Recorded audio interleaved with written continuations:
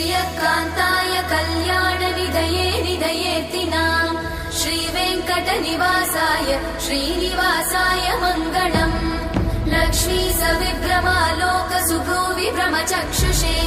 चक्षुषे सर्वलोकानां वेङ्कटेशाय मङ्गलम् श्रीवेङ्कटाद्रिशृङ्गाग्रमङ्गलाभरणाङ्गये मङ्गलानां निवासाय श्रीनिवासाय मङ्गलम् सर्वावयव सौन्दर्य सम्पदा सर्वचेतसां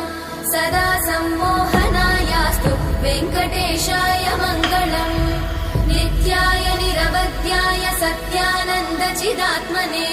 सर्वान्तरात्मने श्रीमद् वेङ्कटेशाय मङ्गलम् स्वतः सर्वविदे सर्वशक्तये सर्वशेषिने